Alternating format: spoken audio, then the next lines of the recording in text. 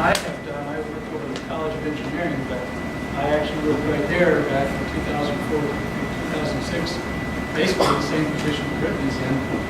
The program that you now call a SCIP, SCIP, I was managing, it was called KEEP. I'm trying to remember, K-12, Engineering Education Program or something like that. We did roughly the same thing. We brought high school students in and talked to them. I was at that time the manager. I would bring in different professors and talk about different research things they did and so on. Had some pretty good times. And I was just telling Brittany about one of the students was a young man. I think he came in as a junior. Can you come in as juniors in this program? He came in as a junior, and I think he came through the whole program, and then he came back as a senior the next year. And I kind of got to know him. I usually got to know most of the students along the way. But then what happened in 2006, I got hired away from here to go over to teach College of Engineering. I was still a student. Actually, I was two students at that time. I was a student here in this college for one degree, and the other college for another degree. And but I got hired over there to do some teaching, and so I had to leave here. But it was only a couple of years later that I noticed a man walking around in the College of Engineering over there. And sure enough, since that time, he has picked up a degree in chemical engineering, undergraduate, and now I believe it's this spring. I think he said when I talked to him not too long ago, he's going to be finishing a master's degree in chemical engineering in the college there. And I think his plans, he's not 100% sure right now, but he's looking to go on and get a PhD. And what's commonly done, just for your reference, you might not know this if you didn't go to college, but usually you don't get all of your degrees at the same college, the same university. So sometimes you get a bachelor's in one, a master's and a PhD somewhere else. Or what he's doing is bachelor's and master's here, and then if he goes on to his PhD, he'll probably do that somewhere else. And that's what we call cross-pollination. It just gives any student a flavor of what's coming from different colleges, different perspectives, different things we study. And it's fun. It's fun. You've got some cool stuff ahead of you. You get into engineering, you get into science, environmental studies, all of that. It's fun to watch you come through it because you're the people that take charge. You are the future of doing those things. I love watching it. So let me ask a question here. Who remembers 2007? What's that? Think about that for a moment. Who remembers 1997? I do. Okay. Well, I want to tell you a story from 1977. Ooh, I remember. This story had so much impact on my life. And you're going to laugh a little bit when you see the story about how that kind of thing can have an impact on my life, but it is really the essence of what I'm about. I'm a guy that likes to study problem solving, and I like to study how do people do it, and I like to study how I could do it better, because I'm always trying to teach people how to solve problems. And that's what we've got going right now. We've got a lot of problems to solve. A recent video came out that within the next 5 to 10 years, you'll be solving problems with technology we don't have today, problems we don't have today, things we don't even know are problems until 5 or 10 years from now. That's a pretty tall order for me, right? I'm trying to teach you how to do that. But we can do that when we look at some fundamentals. So I'll talk a little bit about me. Usually in the courses I teach in college, I don't really talk much about myself in the intro because I tell a lot of stories across the semester and they get to know me after a while, whether they wanted to or not. But I put about half of my adult life in industry, and I put about 2/3 of my adult life in education.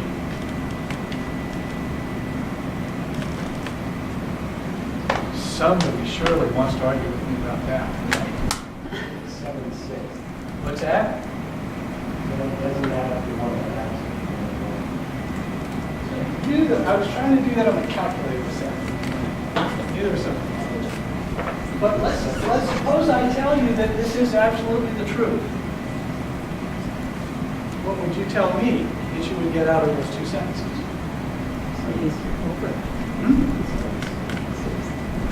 10. 7, 6. Yes, ma'am.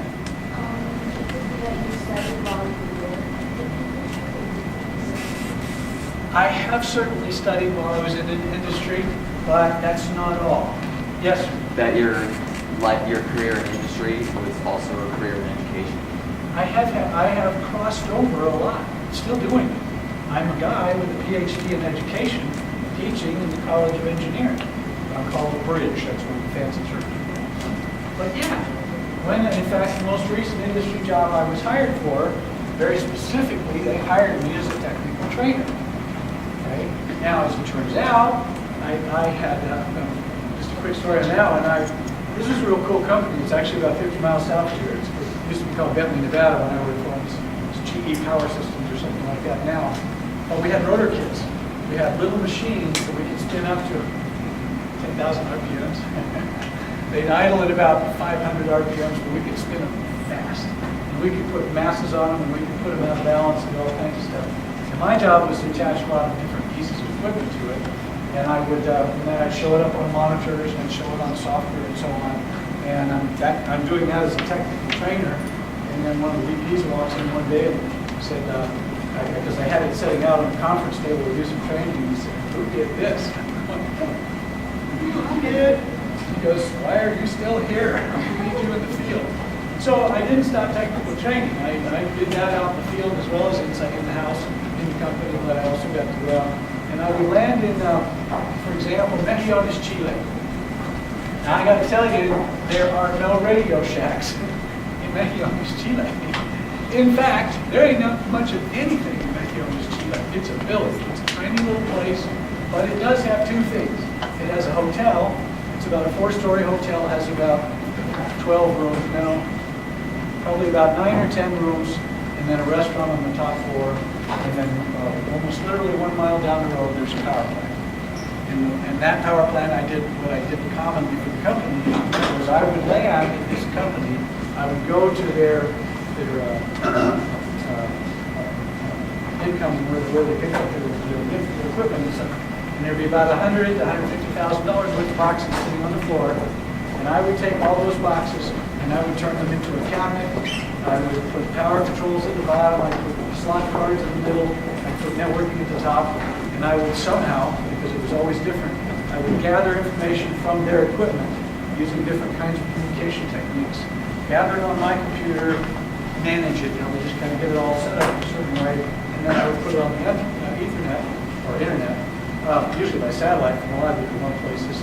And I would send it back to Atlanta, Georgia, where in fact, today there's a room that looks like a war room. It's a huge wall of screens, and GE sits there 24 hours a day, and they watch that screen, and they watch measurements and calculations, and they every now and then call up the power plant and say, tweak your fuel just a little bit, or do this, or do that, and they're making it just a little bit more efficient every day. So we're not consuming as much materials, and we're still making good electricity. So that's one example. But as it turns out, I had to have a resistor in Mejillones, Chile, connected to one of the boxes that I was working on. And the people that sent the equipment out, which is a different part of the company, they were back in New York, forgot to put in this resistor. Now this resistor probably costs about 25 cents or 50 cents to make. They actually charge like 16 bucks for it or 18 bucks, something like that. In our particular case, it cost $3,000 because I had to make a phone call one afternoon and I said, I need that resistor here tomorrow. And they said, well, we can ship it down to you. I said, nope. I said, you need to put that in somebody's pocket. You need to put that person on an airplane. You need to do it tomorrow. And they had to, it was 3 or 4 executive types, and they had to argue with me for a while. In fact, it was quite an argument. But the next day, I met the guy at the airport, and I got that $3,000 resistor. Solved that problem. Because there were no Radio Shacks in Mejillones, Chile. Right? So that's just a piece of it, and it's so cool. It's so cool to see a result, to see what you've accomplished. And so I've gotten a chance in a variety of different things. I've gotten a chance to see how things work as I've played with lots of things in industry, and I've got a chance to deliver it to others. I taught high school in the 90s for 7 years, 7 or 8 years. I've taught community colleges all over the place, and a couple of universities around here.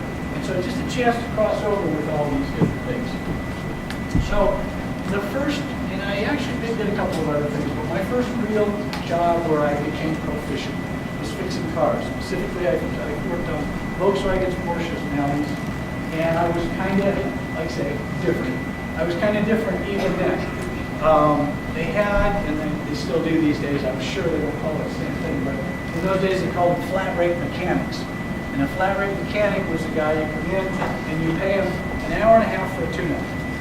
I'm pretty sure that's still done today in most shops. There's a flat rate, a flat quantity for each assignment that you do.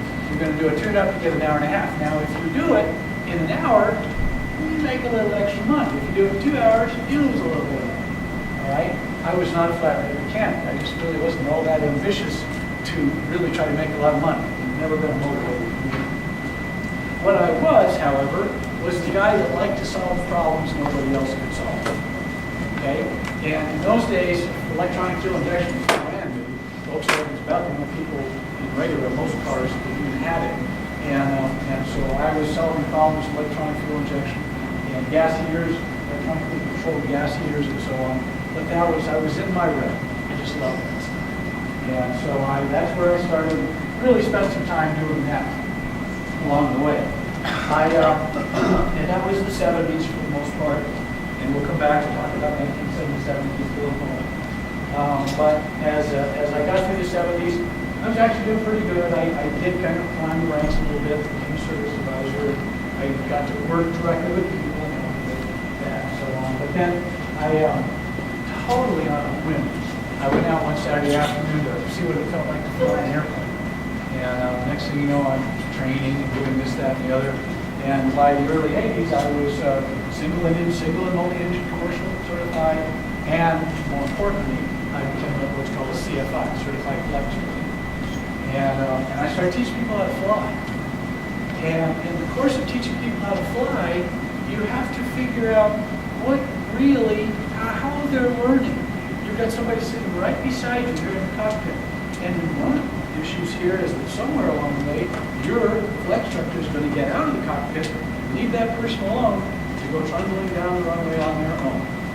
And so how many people think I gave B's and C's when I was giving flight instruction? Do you want your pilot to have a B or a C, especially on like their landings? No B or C. There's you got it, or you don't got it. Okay? And they had to be A's. They all had to be A's because my fundamental rule for my students when I was flight instructing was I do not want to read about you in the newspapers.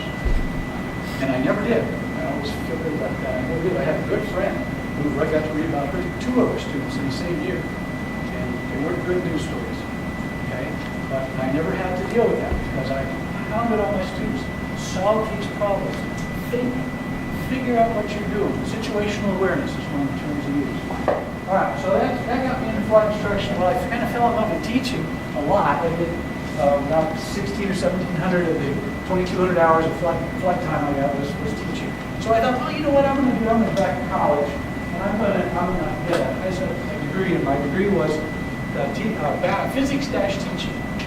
Bachelor's degree in physics-teaching. And then stumbled into a job 6 blocks away from the college, teaching physics at the high school there. Kind of an agrarian economy version of an inner city school. Socioeconomic situation was pretty tough. A lot of kids got the free breakfast and lunches and so on. But I had a blast. I just loved teaching them physics. Really had a good time, taught different kinds of sciences and so on. And I might still be there, except there came past the time to come back to Nevada. I come to Nevada because this was in Colorado. So while I was teaching in high school, I got a master's degree in educational psychology. Again, I ask you to think about this. The first degree is in physics. The second degree is in educational psychology. What kind of psycho does that? Okay? I mean, it sounds like I'm a little schizophrenic, doesn't it? But think about it.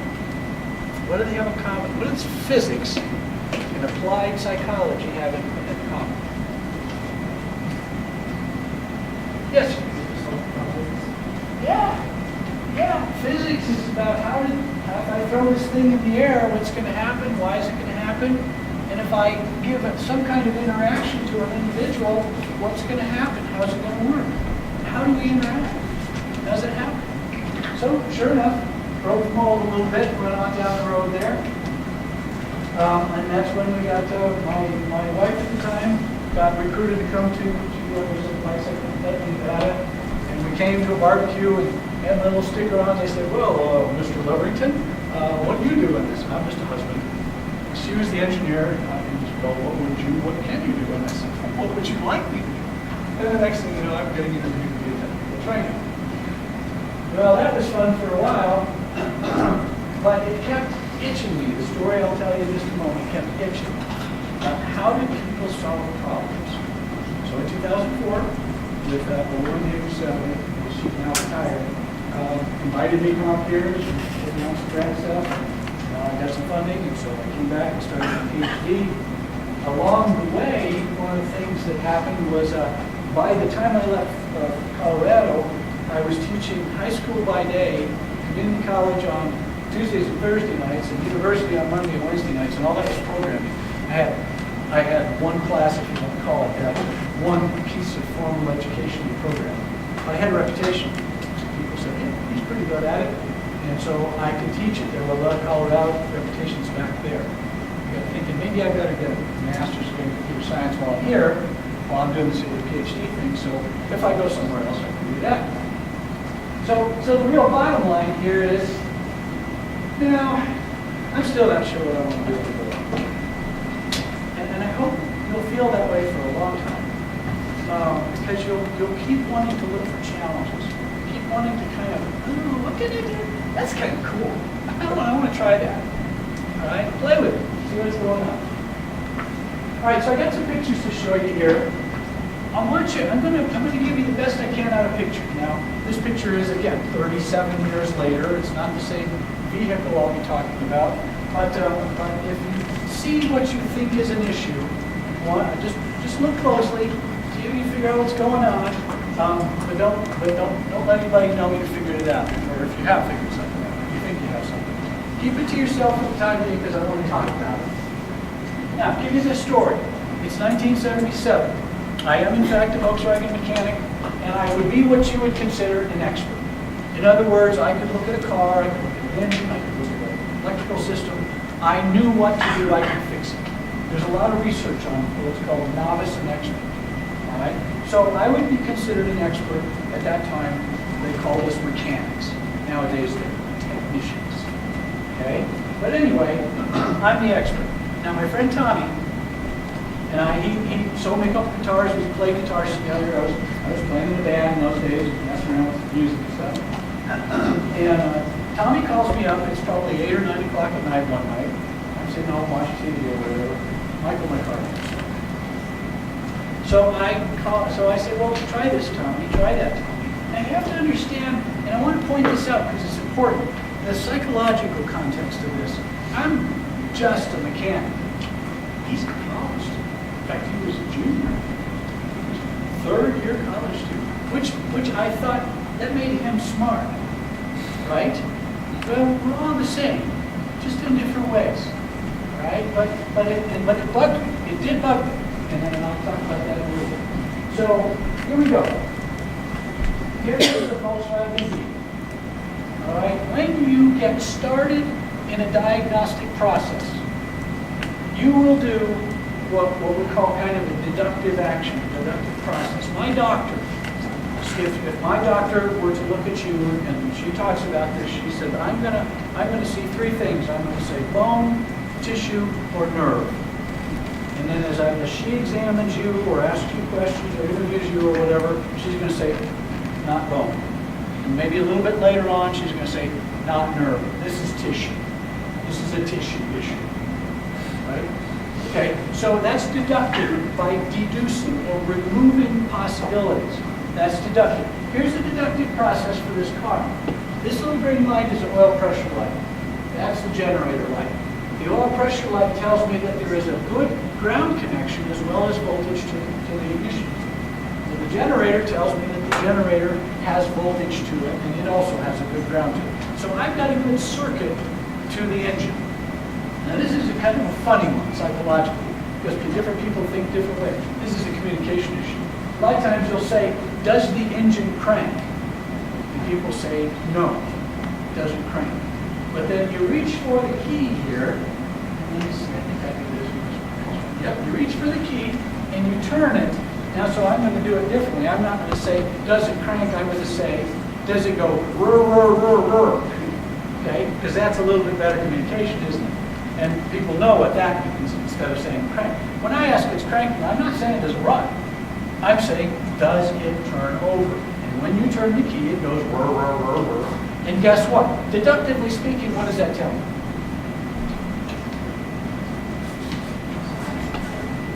It has enough voltage. It's not just enough voltage to like little lights. It's got some pretty good voltage in there to make that engine go round and round. Good call. All right? So I see the lights. I turn the key. It cranks. No start. All right? So here's what I'm going to do. I've done as much as I can diagnostically from the front of the car. So I'm going to go back to the back, and I'm going to start just looking over the engine. Now remember, I'm looking through an expert's eyes. How many people here are experienced mechanics? No. Okay. Well, that's all right. Then you can assume you're looking through novice eyes. And those are the eyes that are more important to me right now. Experts can do this pretty easily. But I want you to look at it through the novice eyes, because I still think you can solve the problem. I believe you can solve this problem. Let's look closely. Now, again, an expert would walk up to you and say, oh, this is the whatever, and that's the whatever, and this is the whatever. But let's not say that. Let's say this is the silver cap thing. You know what? It says OEL. Germans misspelled it, but it's probably where the oil goes. All right? Here's a hose. Yeah, fine. Here's a pipe. A little connector thing. There's something black and oily on top. Here's a pulley. I know what pulleys are, and belts. Yeah, that's okay. Belt's not frayed or torn up. And there's something holding it up here as an electrical connection. Kind of a goofy looking thing here. Let's look a little bit more. Because I'm kind of working my way around here. I'm looking down here. You got a little bit of leakage here. That could be a problem. But I got some a little bit dirty up here. Again, there's a little oil on top of that. We got a couple of disconnected plugs up there. I'm not sure what that means, because again, I'm looking at it with a novice eye. But again, we'll take a look and see what else we've got. So now I'm kind of coming around. I'm working my way around here. I've got this plumbing looking thing right here. I've got this weirdo thing, weirdo wires coming out of it. And I've got this silver can thing right here. I've got a little wire right here. Maybe a pulley. Not seeing anything. Seeing anything? All right, let's go on. A little closer, a little down. I took a different shot. I'm looking down and up at it just a little bit. Again, I've got.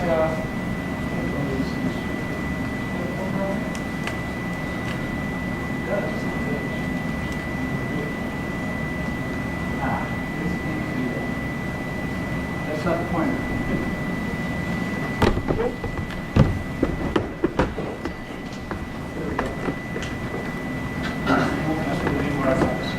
All right, so hoses here. Got some wiring right here. A little metal thing right there. I can actually see a little bit of fuel in there. That makes me feel better. And coming around to the other side now, I've got a hose right here. And I've got a, look at that, I've got a connector. Just it slides on right there, and I've got another one right there. I've got some more hose here, more wires here. Got this guy right here, this silver thing right there. Anybody seeing anything yet? All right, let's go on a little farther here. So a little bit closer to this silver thing here. Still got my wire connection here. I've got spaghetti stuff here. I've got this metal thing here, and that little guy right there. And And what's a little bumpy right here, that's kind of messy, but if I feel it, it looks like the wires are okay. Just got to figure it out now. I'm sorry? It's an electrical problem. It's disconnected. Okay? This, much like this, looks like it should slide on there, doesn't it? Now let me just ask you a question because you just demonstrated expertise. Did you need to know that was an electrical problem?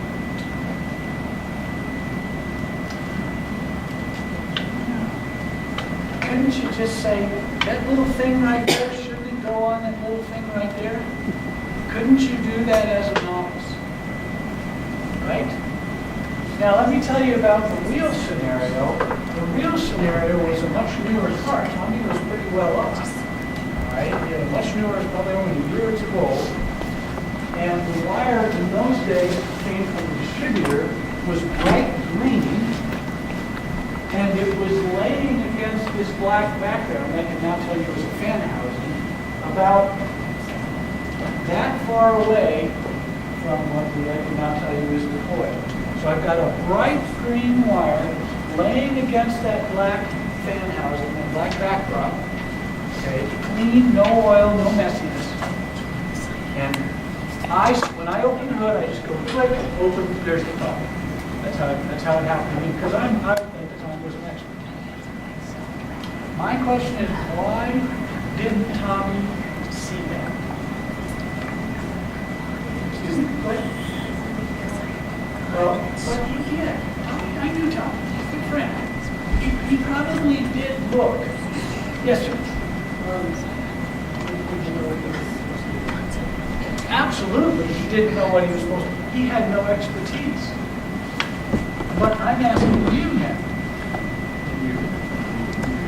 I'm asking you, do you have to know how a car works, or even that it might be an electrical situation, to say, what's wrong with this picture? If I may quote. To say, couldn't you just look at that and say, oh, that just looks wrong. Even if it was, he didn't have the nerve to plug it off. Because I could see that. We're not experts. Even if he didn't have the nerve to plug it on, could he ask me? Could he say, Michael, we've got this green wire with this little connector that looks like it's supposed to go up here. Couldn't he do that without expertise? In other words, could he not solve a problem outside of his realm? These days people talk about being outside of your box, outside of the box. Okay? Couldn't he do that? Now I gotta tell you, isn't it?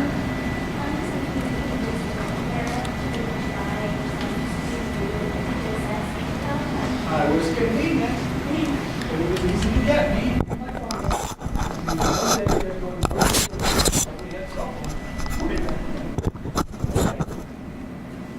But I'm sure that's absolutely a consideration, and it's a big deal right now too when you think about that.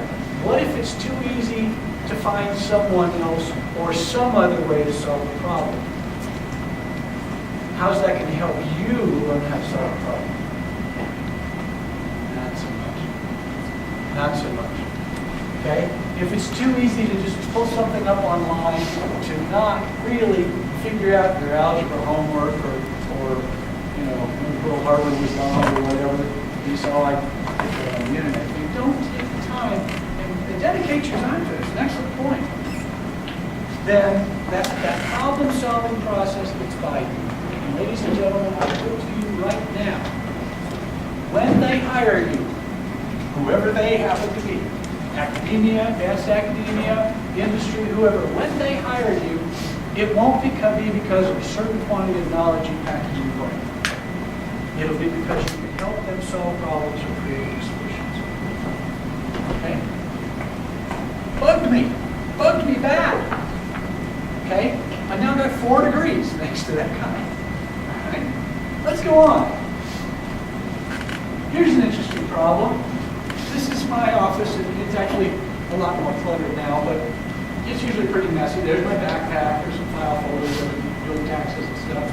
And when I write checks, I have a couple that they charge you for doing online stuff, so I still write a couple of checks. When I write checks sitting there at my desk, I turn around and I drop them on the floor, just right there in the middle of the floor, so I'll remember to pick them up and take them to the mail and it's time to drop them. That's what I do. All right?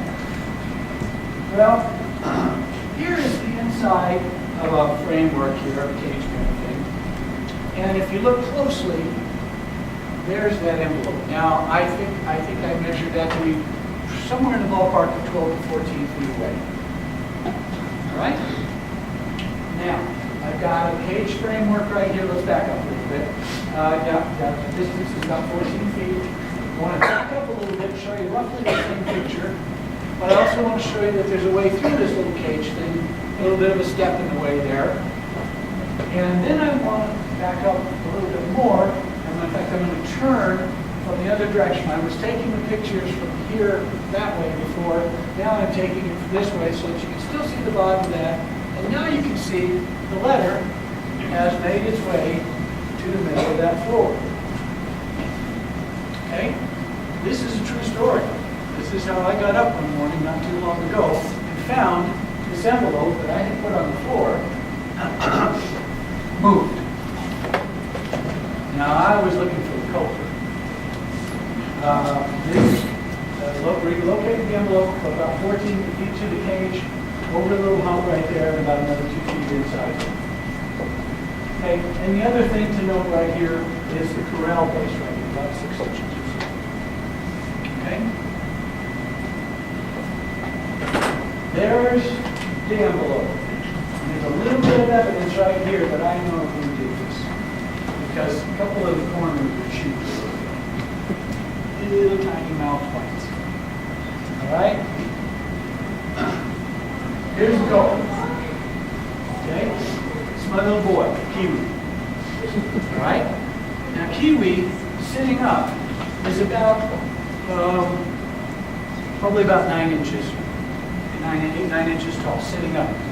When he hops, his mouth is about, I'm putting his mouth right here, this is probably, as he sits right here, probably about 3 inches. But when he hops, his mouth comes down a little bit to more like about 2 inches. Now here's the problem.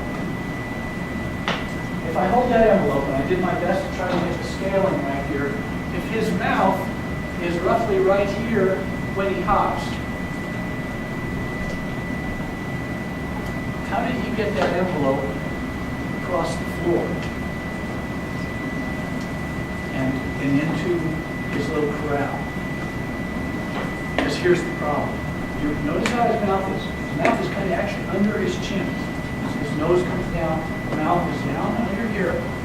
I had, buddy, a long time ago, tried to pick up an empty Coke can. Picked it up with his little teeth. He took one hop and went tumbling like a Coke can in his paws, his front paws, have to move along. All right? Kiwi's got the same problem because he's got to try to pick this thing up and carry it while he's hopping, but his nose is only half the height or less than the envelope. He's going to land on it with his front paws. So how did Kiwi solve this problem? Yes, ma'am. What's that? You can't do that. You really can't do that because his teeth, the bunny's teeth, bunnies only have 2 front teeth and then they have molars in the back. So when he bites down like this, and if again you can see, this is the front of his nose and his mouth is kind of under that. By nature, that envelope is going to go down under here. Okay, it's a good question because it's a possibility, but their teeth just don't work very well. Yes, sir. Well, consider 2 eye marks Well, there's no evidence of folding. Certainly there's evidence of bite marks. So in fact, I think we can somewhat safely say we know how to carry it. Okay, just to give you a feeling of the tooth, this is roughly the size of his tooth right here. Here's what Kiwi did. I got most of it figured out. Kiwi picked it up, and he hopped, and then he dropped it. And then he picked it up again, and then he hopped, and he dropped it. All right? So the first order of business for solving that problem was persistence. If nothing else, this little guy is persistent. All right? And this blows me away. I've seen him do other things, but this was a win. He's persistent. Another very important thing about solving problems is breaking it down into smaller parts. And again, that's how he did it. He picked it up, he hopped. He might have even gotten in 2 hops every now and then. Okay? But he picked it up, he hopped, and maybe once or twice, and he dropped it, and he picked it up again. Okay? So he broke it down into pieces, and he was persistent. He kept at it because he had a goal in mind. All right? The only other question I have after that is how he got over that right there with the envelope in his mouth. Any ideas? Yes, sir.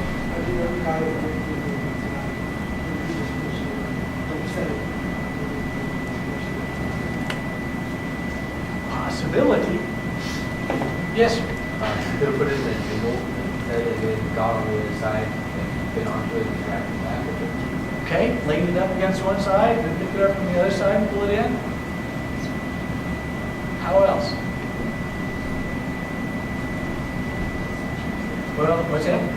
He probably just tried as much as he could to like jump with it and out. I mean, there is like 5 minutes of like paper coming off. So you know it's a struggle. Yeah. Well, see, the rest of the story there is he does like, whatever he bites on, he likes to take a little bit away.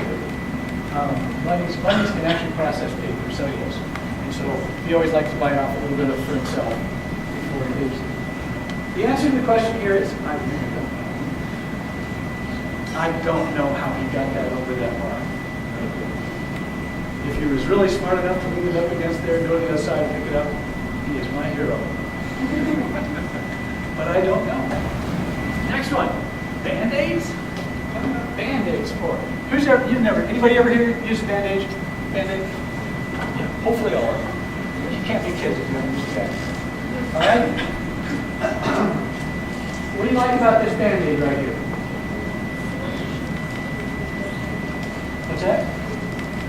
You hate those kind of, why?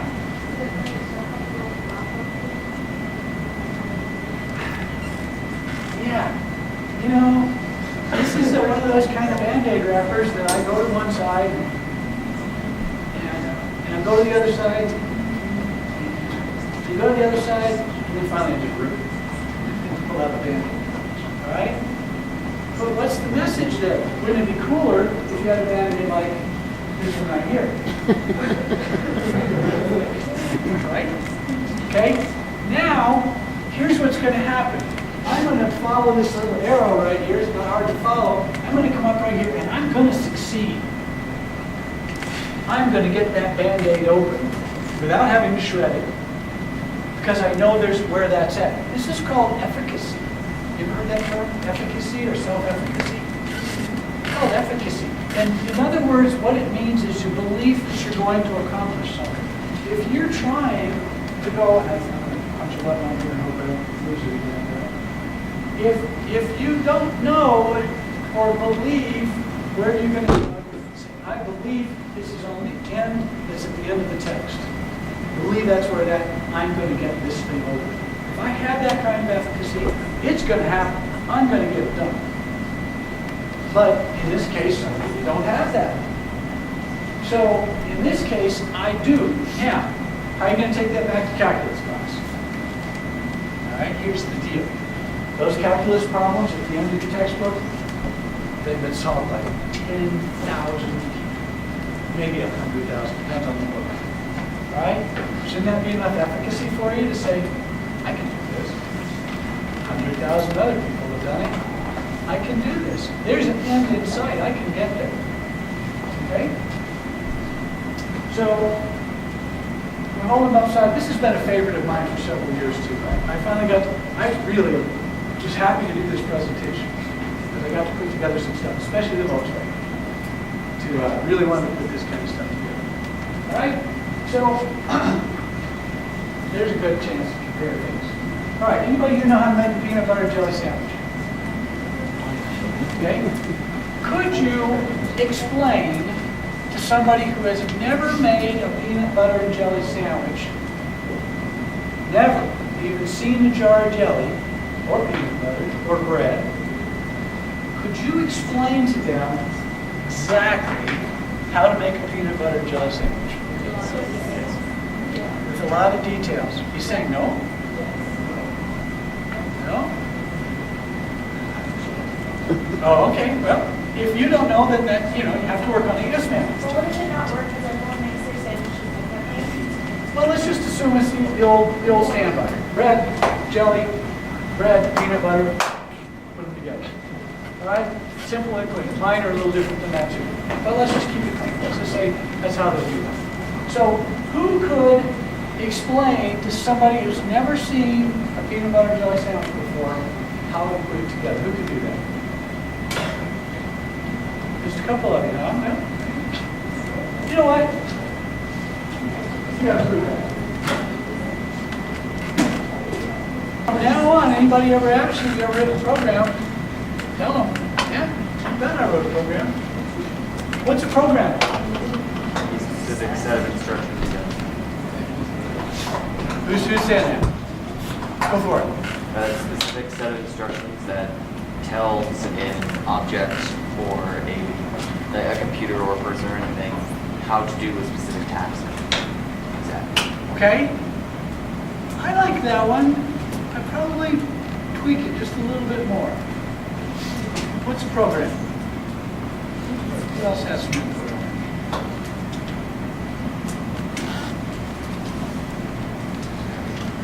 Okay, who here is in a program? Raise your hand. All of you. You're in high school. You're in a program. Okay? Does that look like a computer program? No. But what's a program? It's a series of steps to solve a problem or create a solution. Okay? It was real close. It's a series of steps to solve a problem or create a solution. So, anybody in this room could, in fact, write a program. Is that not correct? You just did it. Now, is your program complete and perfect? Nah. I've been writing programs for 40 plus years. Mine aren't always. Okay? So there might be a bug or two in them, but anybody can write a program. Okay? So let's talk a little bit about peanut butter and jelly sandwich programs. Who thought about spreading jelly on the bread? Who thought about spreading jelly on the bread with a knife? This is a fun one because I've got cohorts. I teach college, but I have a lot of friends around the country. I graded AP exams for a dozen years. And I have a lot of friends around the country that teach high school, various levels of school, high school and college. And they do this. They do the peanut butter and jelly activity the first day of school. And one of the first things they'll do is they'll pick out the student who forgot the knife into the equation. They'll reach in that glass with that jar of jelly and they'll smear that baby on. Did you have a question? Okay. Because, it's okay that programs might have a few bugs in them. The cool thing about that is all you have to do is debug it. Right? Oops, forgot to put a knife into the equation. I knew I was supposed to smear jelly. I just didn't think about that knife thing. All right? And did I open the can of peanut butter before I dipped the knife in there? Because you got to do that, otherwise it's hard to get that knife through your tongue. It is hard. I got to tell you, you got a pretty sharp knife, right? All right? So, but now you can walk away from here saying, I have written a program. And, I got to tell you, peanut butter and jelly program is no small task. That's a fairly complicated program.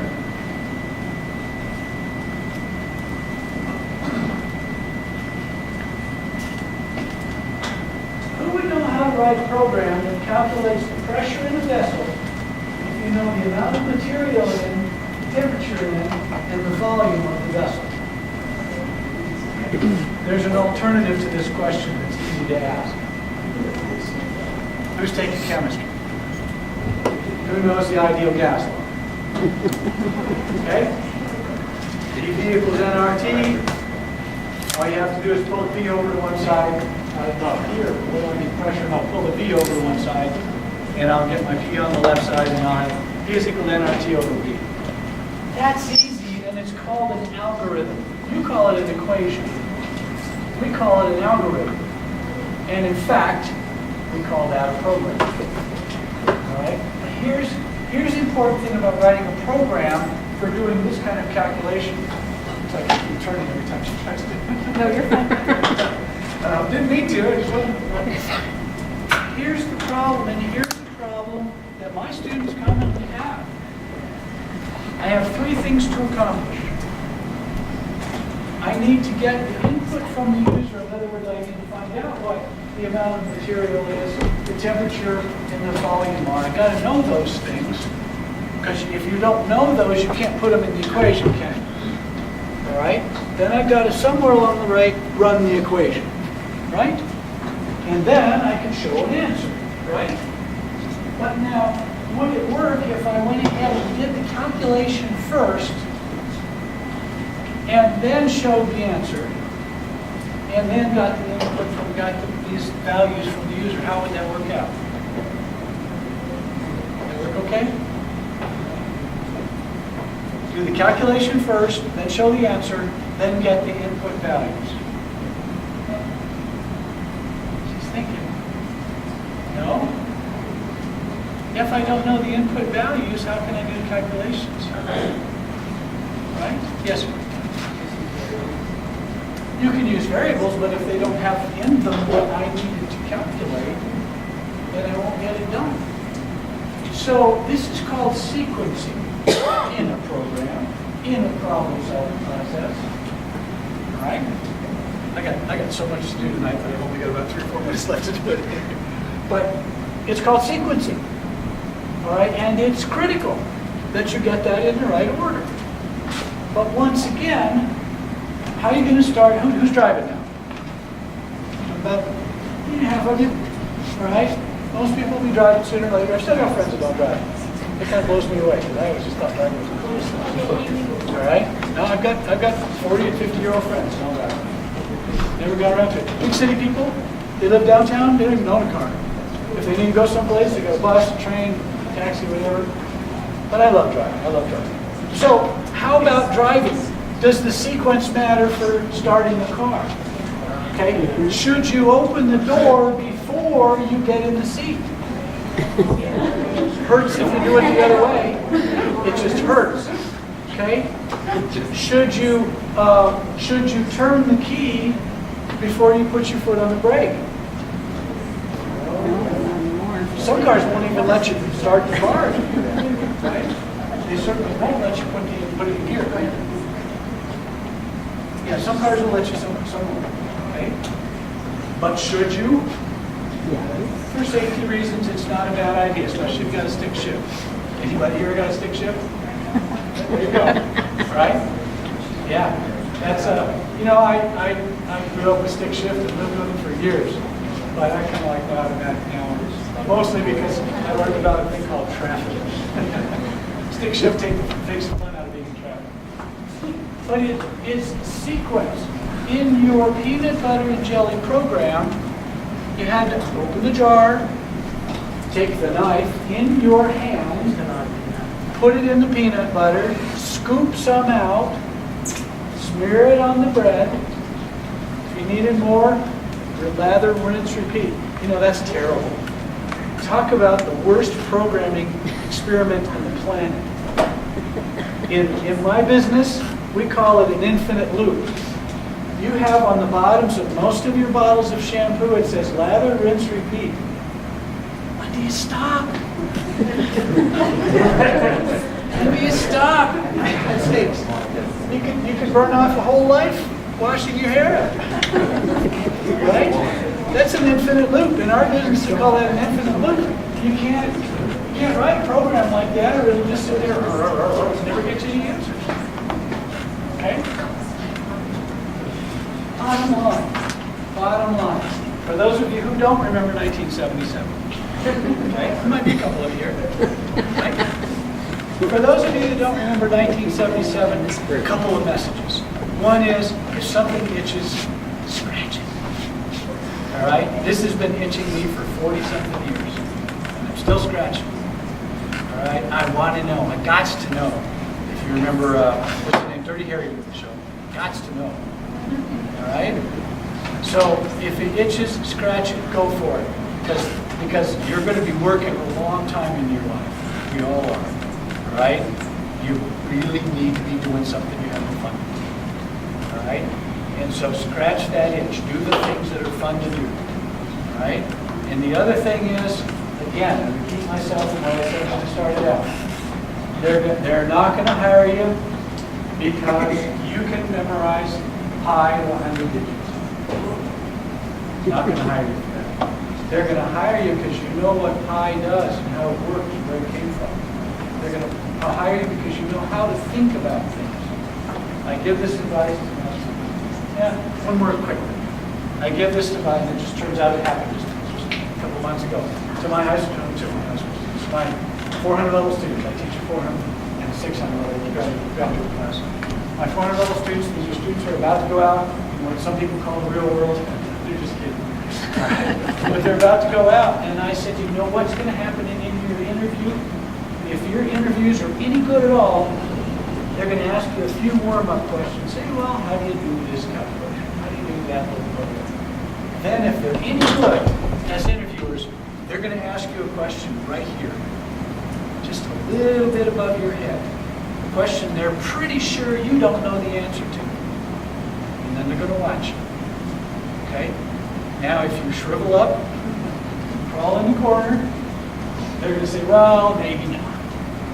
But if you say something like, and you got to be careful what you admit to here, but if you say something like, you know, not sure about the answer on that one, but let me see if I can work it out. And then you go to, usually they've got a whiteboard, you've got some scratch paper in front of you, whatever. Always go, anytime you go to any meeting, including your interview, carry a notebook, notepad of some kind. Always have something you can write. You say, I'm going to try to figure this out. And you show them your problem-solving process, and even if you don't solve it, they're very likely to hire you if they like what they see when you're showing them how you think, because that's what they're going to hire you for.